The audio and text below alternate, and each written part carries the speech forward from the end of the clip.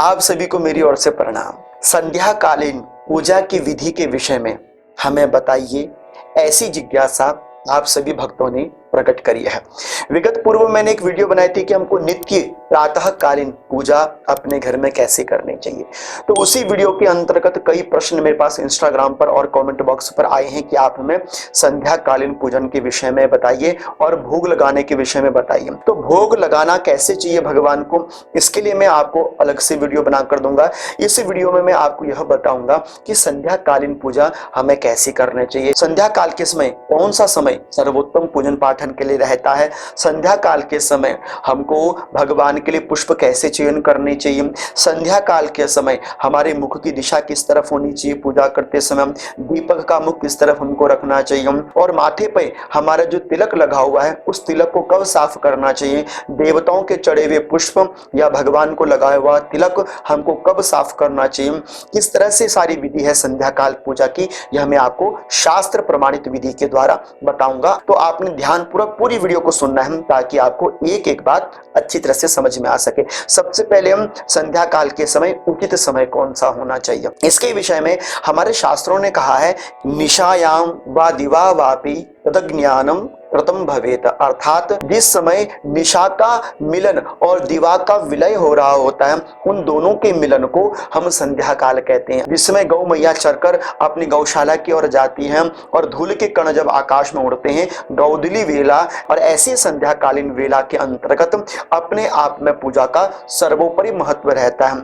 इसलिए इस विषय में हमारे शास्त्रों में बहुत सुंदर एक श्लोक कहा गया है, उत्तमा सूर्य सहिता मध्यमा लुप्त सूर्य का अधमा तारकोपेत सायं संध्या त्रिधा स्मृता, अर्थात कि जिस समय हम पूजा पाठ में बैठे तो बोले संध्या काल के समय ऐसा हो कि सूर्य भगवान अस्तांचल को जा रहे हैं, हल्के हल्के से डूब रहे हैं, लेकिन सूर्य भगवान फिर भी थोड़े से आकाश पर है, वह समय उत्तम है, और डूब गए हैं वह समय मध्यम है, और बिल्कुल आकाश में तारे आ गए हैं तब आप पूजा कर रहे हो, बोले वह अधम समय माना जाता है। और मैं आपसे यह नहीं कहूंगा कि आप इसी समय पर पूजा कीजिए, क्योंकि आज के समय में भागदौड़ के इस जीवन में अव्यवस्थित यह समय रहता है।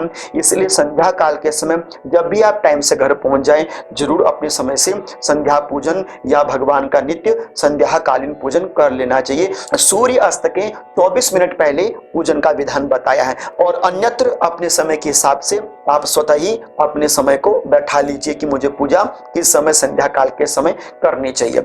और संध्या काल के समय आपको एक विशेष और बात बताना चाहता हूं, हमारे शास्त्रों में कहा गया है कि चत्वारि खलु कर्मणि संध्या काले विवर्जेत, आहारम मैथुनम निद्रा स्व अध्यायम मरणम ध्रुवम, आहार जायते व्याधि कुगर्भश्च मैथुने निद्राश्रियो निवर्तन्ते स्व अध्यायम मरणम ध्रुवम, अर्थात संध्या काल के समय आहार करना, स्त्री संग करना, शयन करना और स्व अध्याय करना यह वर्जित माना जाता है। इसलिए संध्याहन काल की वेला मात्र केवल भगवान के भजन की वेला होती है। इस समय भगवान का सुमिरन, भगवान का ध्यान करना चाहिए। जिसके घर में संध्या काल के समय भोजन खाया जाता है, या संध्याहन काल के समय स्त्री संग किया जाता है, या संध्याहन काल के समय गलत बोलचाल चुगली निंदा करी जाती है, याद रखना उसके घर में जितने भी मंत्र तंत्र कर दीजिए कभी रिद्धि सिद्धि नहीं आती। इसलिए अपने संध्या काल के समय को कभी बर्बाद मत होने दे, अपव्यय मत करने दे। संध्या का सदैव संध्या काल के समय को संयोजित रूप से चलाना चाहिए। इस तरह से संध्या काल के समय जब आप अपने ऑफिस से आ जाते हैं या अपने घर के सारे काम काज कर लेते हैं, सबसे पहला कर्म आपने पूजन करने से पहले अपने आप को स्वच्छ कर लेना है। अगर स्नान कर सकते हो अच्छी बात है, अगर स्नान नहीं कर सकते हो तो आपको क्या करना चाहिए, बोले कि आपको अपने हाथ पैरों को धो लेना चाहिए। पहले प्रथमम पाद प्रक्षालित तदंतरम हस्तो मुखम, अर्थात कि पहले पैरों को धोइए, उसके बाद फिर अपने मुखमंडल हाथों को धो लेना चाहिए। कुल्ला करके अपने आप को स्वच्छ कर लेना चाहिए। दिन भर का खाया हुआ या आपने पूजा से पहले कुछ चाय पानी कुछ भी खाया हो तो कुल्ला करने से मुख की शुद्धि हो जाती है। आपने स्वच्छ वस्त्र धारण करने हैं, और वस्त्र सदैव पूजन पाठ के अलग ही होने चाहिए। जिन वस्त्रों से खाओ उन वस्त्रों से कभी पूजा नहीं करनी चाहिए। कार्य काज के वस्त्र अलग होने चाहिए और संध्या काल के समय या प्रातः कालीन जब भी आप पूजा करो तो पूजा पाठ के वस्त्र अलग होने चाहिए। इसके विषय में व्याघ्रपाद के अंतर्गत एक बड़ा सुंदर श्लोक है, आप उसको सुन लीजिए। यज्ञम दानम जपो होमम स्व अध्यायम पितृतर्पणम नेक वस्त्रो द्विजः कुर्यादम भोजनम तु सुरार्चनम। अर्थात कि आप जिन वस्त्रों को एक बार धारण कर लेते हो तो उन वस्त्रों को पुनः से स्वच्छ कर ही धारण करना चाहिए। पूजा पाठ के अगर आपके पास एक ही जोड़ी वस्त्र है तो आप उनको पूजा करके धो दीजिए और उसके बाद फिर आप धारण कीजिए। अगर आप उन पूजन वस्त्रों को नहीं धो पाए हैं तो उसमें मात्र केवल आपने प्रोक्ष वास उपयोजयेत अर्थात जल का छींटा शुद्धि करके फिर वस्त्र को धारण करना चाहिए, लेकिन शुद्ध वस्त्रों के साथ अपने आराध्य का पूजन करना चाहिए। ये सूर्य अस्त होने के बाद कभी भी फूल वनस्पति आदि को हाथ नहीं लगाना चाहिए, पुष्प आदि नहीं तोड़ने चाहिए। इसलिए सूर्य डूबने से पहले ही आपको पुष्प चयन तुलसी दल का चयन कर लेना चाहिए। संक्रांतो कृष्ण पक्षांते द्वादश्याम निशिशंदयो निछंध्यात अर्थात कि तुलसी दल कभी भी रात्रि के समय या संध्या काल के समय या किसी भी पुष्प वनस्पति को सूर्य अस्त होने के बाद या रात्रि के समय नहीं तोड़ना चाहिए। सूर्य अस्त के बाद तुलसी दल को छूना वर्जित होता है, इसलिए संध्या काल के समय तुलसी मैया में जल भी नहीं चढ़ाया जाता। इसलिए संध्या काल के समय मात्र केवल तुलसी मैया में एक जलता हुआ दीपक जला देना चाहिए। अगर आप सोचते हैं कि पुष्प तो हमको मिले नहीं तो क्या करना चाहिए, हमारे शास्त्रों में लिखा हुआ है तस्मान्न मान संवेताः षष्ठम पुष्पम मनीषिणाम बाह्यम पुष्प सहस्राणाम सहस्रायुत कोटिभिः मानसै नेकेन पुष्पेण विद्वानाप्नोत्य संशयम्। वीर मित्रोदय ग्रंथ के अंतर्गत कहा गया है कि बाहरी पुष्प चढ़ाने से अच्छा संध्या काल के समय सदैव मानसिक पुष्प भगवान को अर्पण करना चाहिए। कोटि गुना अनन्य फल की प्राप्ति मानसिक पुष्प चढ़ाने से प्राप्त हो जाती है।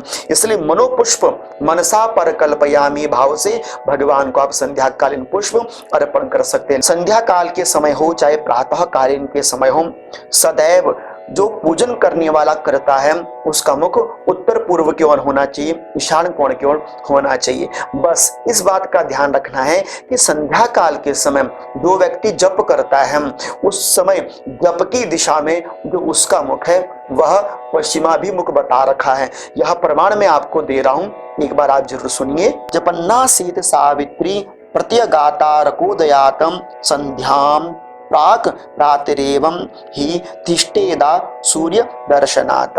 याज्ञवल्क्य की स्मृति के अंतर्गत कहा गया है कि संध्या काल के समय जो हम जप करते हैं उस समय हमारा मुख सदैव पश्चिम की ओर होना चाहिए। देवताओं की आप पूजा कर लेंगे, देवताओं की पूजा आदि करने के बाद आप फिर जब जप की माला पकड़ेंगे तब आप अपना मुख पश्चिमाभिमुख कर सकते हैं। इस तरह से आपको यह भी दिशा का ज्ञान हो गया। दीपक का मुख किस तरफ रखना चाहिए, दीपक का मुख सदैव उत्तर और पूर्व की ओर ही किया जाता है। इस तरह से आप दीपक आदि की व्यवस्था कर लेंगे, शुद्ध आसन पर बैठ जाएंगे, पवित्री आदि धारण कर लेंगे। ओम पवित्रेस्तु वैष्णव्यो सवितुर्वः प्रसुतपनाम्य छिद्रेण पवित्रेण आदि मंत्रों से पवित्री धारण या गायत्री मंत्र के द्वारा पवित्री या इस वाली अनामिका में मुद्रिका धारण कर लेंगे, पवित्रीकरण कर लेंगे।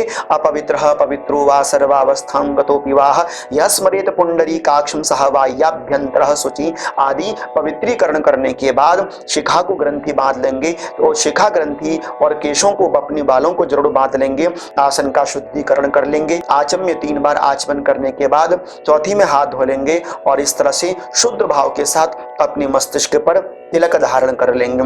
तिलक आदि धारण करने के बाद संकल्प कीजिए, अपना जैसा नित्य का पूजन करते हैं वह नित्य का पूजन कीजिए। संध्या काल में और प्रातः कालीन पूजा में अंतर केवल इतना है कि प्रातः कालीन पूजा में हम देवताओं को स्नान कराते हैं, लेकिन संध्या काल के समय हम देव मूर्तियों को स्नान नहीं कराते हैं। किसी यज्ञ अनुष्ठान में जो रात्रि के समय हो रहा हो उसमें आप करा सकते हैं, लेकिन जब आप अपने दैनिक नित्य संध्या पूजन करते हैं तो संध्या काल के समय देवादि स्नान नहीं कराया जाता। इसलिए हमारे शास्त्र में बहुत सुंदर एक प्रमाणित श्लोक दिया है, आप सुनिए। प्रातः मध्य दिन सायं देव पूजां समाचरेत मध्याह्ने चैव सायं च पुष्पांजलिं मपि छिपेत। अर्थात कि मत्स्य पुराण के अंतर्गत यह कहा गया है कि संध्या काल के समय और मध्याह्न काल के समय केवल मंत्र पुष्पांजलि के द्वारा ही भगवान की पूजा उपचार करनी चाहिए। और आनिक सूत्रावली के अंतर्गत कहा गया है कि आपको संध्या काल के सायं काले पंचोपचारणम पूजनम प्रयोगम,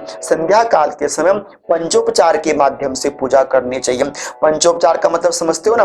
पंचोपचार का मतलब होता है गंध पुष्पे धूप दीपौ नैवेद्ये पंचते प्रमात, अर्थात गंध अक्षत पुष्प धूप दीप फिर नैवेद्य आदि अर्पण किया जाता है। मतलब पंचोपचार से आपने भगवान का पूजन संध्या काल के समय करना चाहिए। यह भी आपको समझ में आया। और कई लोग यह भी पूछते हैं क्या संध्या काल के समय भी सूर्य भगवान को अर्घ्य दिया जाता है?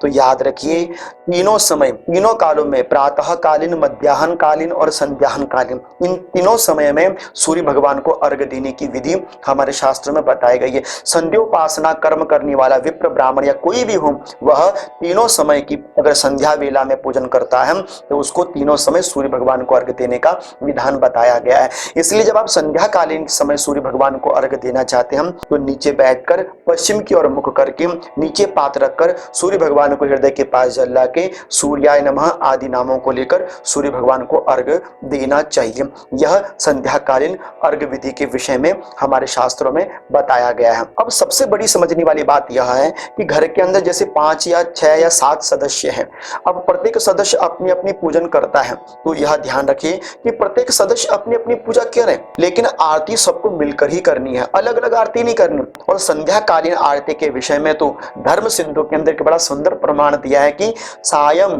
नीराजनम कुर्यात त्रिकाले तुलसी दलम, अर्थात कि संध्या काल की आरती और तीनों समय का तुलसी दल का पूजन सर्वश्रेष्ठ माना जाता है। संध्या काल के समय आरती का दर्शन, आरती करना बहुत ही श्रेष्ठ कार्य माना जाता है। लेकिन और कई लोग यह भी सोचते हैं कि हमको आरती पहले करनी चाहिए कि नैवेद्य पहले भोग लगाना चाहिए। याद रखिए सबसे पहले भगवान को नैवेद्य अर्पण किया जाता है और नैवेद्यादि के तद उपरांत आरती आदि करी जाती है। भगवान को भोग लगाकर भगवान की आरती कर फिर आपने भगवान से क्षमा प्रार्थना करनी है। आवाहनम न जानामि तवार्चनम पूजा चैव न जानामि क्षम्यताम परमेश्वरहम, और जो कुछ भी आपने किया सब भगवान को समर्पण कर दीजिए। कायेन वाचा मनसेन्द्रियैर्वा बुद्ध्यात्मना वा प्रकृति स्वभावात् करोमि यद्यत् सकलम परस्मै नारायणायेति समर्पयामि। परिक्रमा कर लीजिए, साष्टांग भगवान को प्रणाम कर लीजिए। अब आपने क्या करना है? भगवान को शयन कराना है। लेकिन याद रखिए भगवान को शयन कराने से पूर्व आपने जो भगवान के माथे पर तिलक लगाया था, भगवान के विग्रह में जो तिलक लगाया था, एक गीला कपड़ा, स्वच्छ पूजा वाला कपड़ा लीजिए और भगवान के माथे पर जो तिलक लगाया है गीले कपड़े से साथ, अगर आपने घर में शिवलिंग और शालिग्राम भगवान रखे हैं तो याद रखिए शालिग्राम की तुलसी और शिवलिंग के ऊपर रखे हुए बिल्वपत्र को आपने नहीं उठाना है। कारण हमारे शास्त्र में लिखा हुआ है तुलसी पत्र विच्छेदम शालग्रामे करोति यः तस्य जन्मांतरे काले स्त्री विच्छेदो भविष्यति। अब आपके मन में विचार आएगा कि हमको कैसे उठाना चाहिए फिर तुलसी दल, तो इसके विषय में हमारा शास्त्र कहता है पहले तो अगर आपने पहले से ही कोई तुलसी दल चयन करके रखा हुआ है अपने पास पात्र में तो आप उसको पहले रखिए।